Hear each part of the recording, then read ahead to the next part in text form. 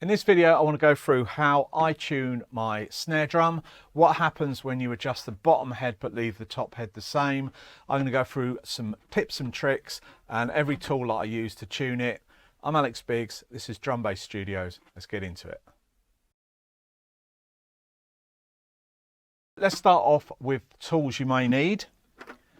I've got a tune bot for accurate tuning by pitch. I've got a screwdriver with the bit that goes in it to only undo the tension bolts. Don't do them up with this because you can damage your drum. I've got an Evans torque key, got a regular drum key, I've got some gaffer tape, and I've got an external drum pad. You don't need all these tools, but I use them because it's the easiest way I find to get an accurate tuning of your drum. With the drum, I've got a Premier Signia maple. It's 14, I think, by 6.5. So it's about a 300, 400 pound drum or $500 or $600 drum. If you've got a really cheap drum, you will struggle to get it right, but this video will help you improve the sound. What we're going to do, I'm going to first of all show you what happens when you hit the drum.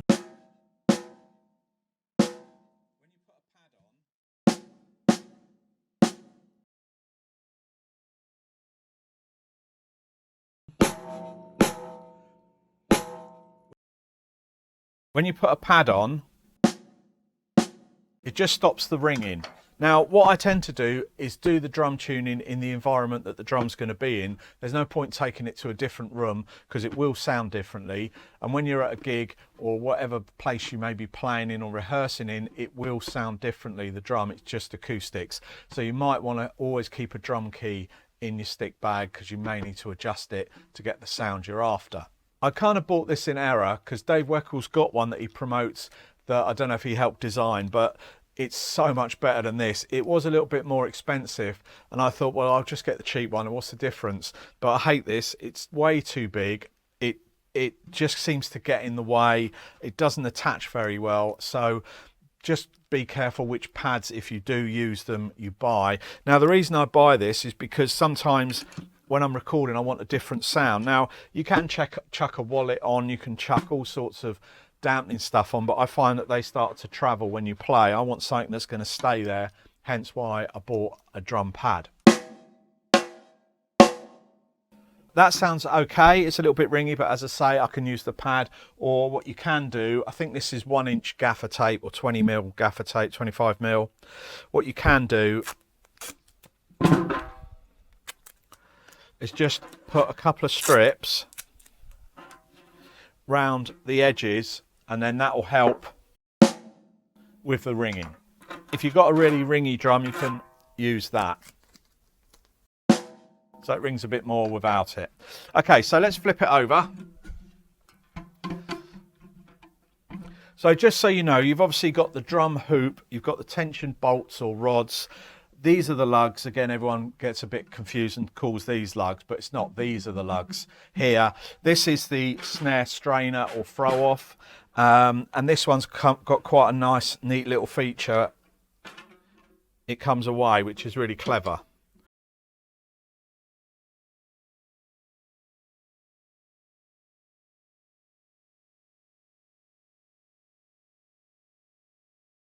So this is really quite tight. All I'm going to do is loosen it and show you what happens to the drum.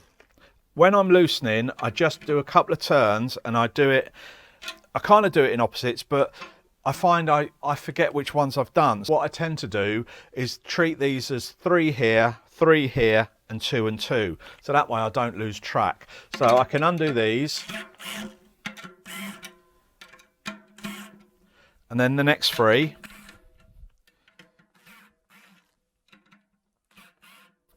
And then I know I've done these 3 and then these 2.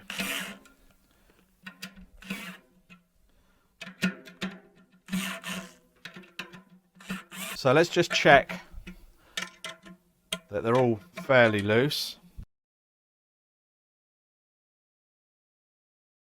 So it is quite loose now. Okay, so let's stick the snare wires back on. With snare wires, you can get different amounts of strands. I've tried using very thin strands as in 6 and 6.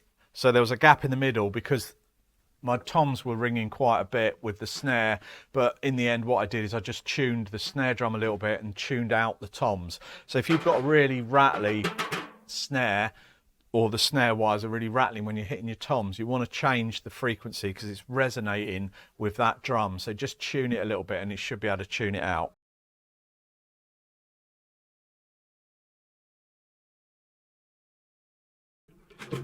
Pop that on and see what it sounds like.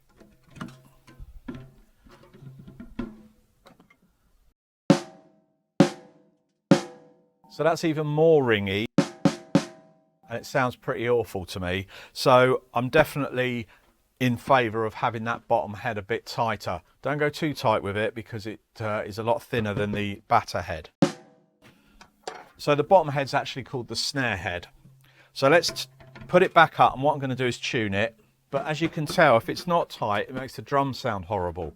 So what I've got here is I've got the Evans torque key.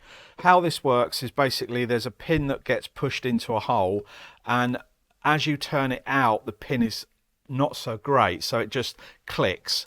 So that's hardly in, and it's really easy to click. I put it in, and then it's really hard to do. It's really clever. It works really well. I'm a massive fan of these Evans torque keys, because if your drum's in good condition and the tension rods aren't rusty, then you can literally get it spot on with this. So it's really handy, and it's got a little dial here. So let's just make sure that we match them up so it clicks when it's ready. So again, I'll do the 3.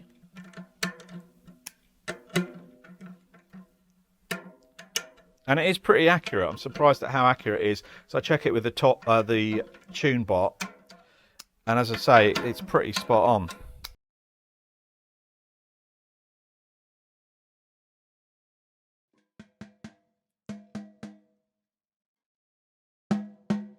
So what I think is you kind of want it to sound, I don't know if you know what a timbali sounds like, you want it to get to that kind of pitch.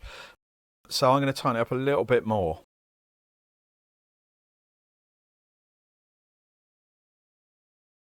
That's a bit tighter. Now with the tune bot, I'm not a massive fan of these when you haven't got a drum that's in tune, because these are really hard to use. They're quite difficult, so if your drum's a bit out, this is quite hard to use, so you want it to be fairly good. All it does, it clips on to the edge, and then you just tap the middle of the drum.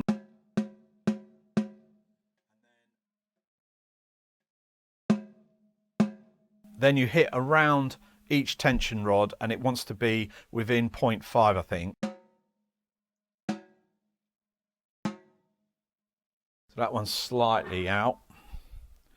And don't forget, if you tighten this one, these will probably tighten up as well, because it's opposite.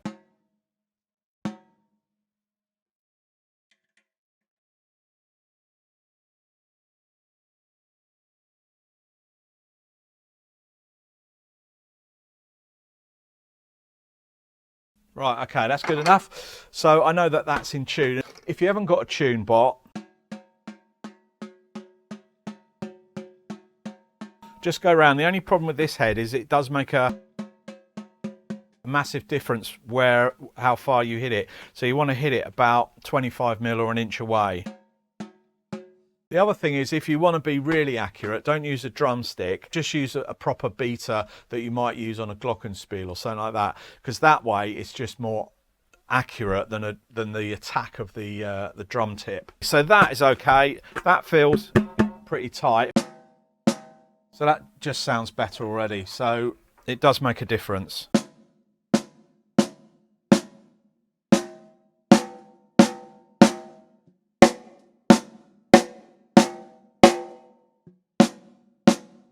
Okay, so that's sounding pretty good. With the top head, what I would recommend is, again, let's do the whole 3 thing.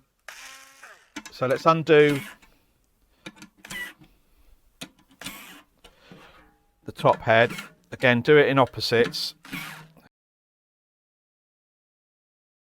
If you're really struggling, the best thing I find is just start from scratch. Loosen that head off until it's literally all these tension rods are finger tight, because that way you know that they're all roughly the same. Press down on the head, especially if you've got a new one, because you want to make sure it's seated on the bearing edge correctly.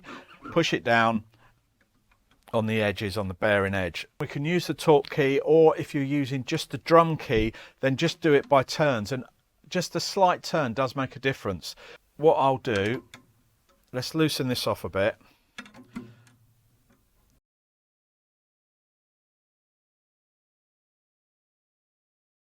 Okay, so let's have a listen to that. So can you hear that horrible sound? That's because it's not in tune.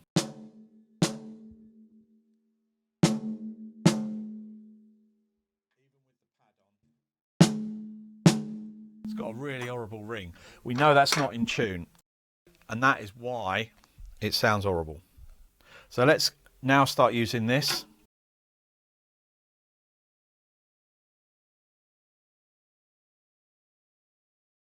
This should now be in tune, but it's too soft.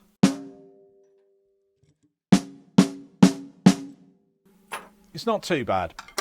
So all I need to do is adjust this, and if you just had a drum key, you'd just turn it a little bit more. So really go in small increments. So quarter of a turn or a tiny bit of a turn makes a difference.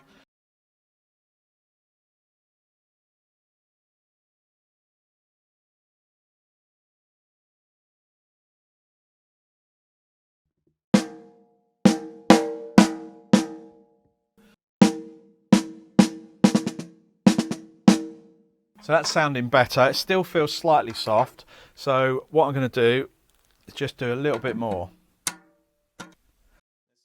It's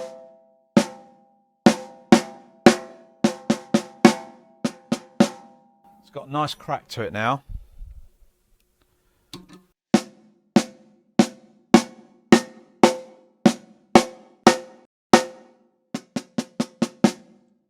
That's basically how I tune it. So it feels fairly tight. It could go a little bit tighter. I don't want to over tighten it because that sometimes ruins the sound a bit. What I might do is just have a look at the bottom again. Just see if I can tweak that up a little bit.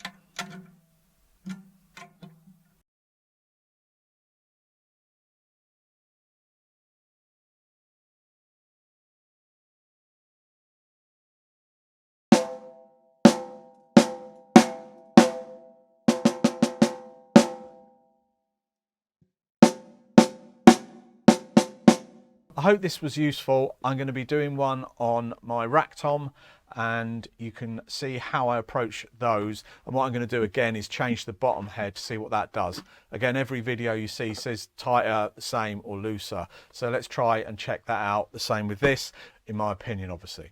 Anyway, I'm Alex Biggs. This is Drum Bass Studios. See you in the next one.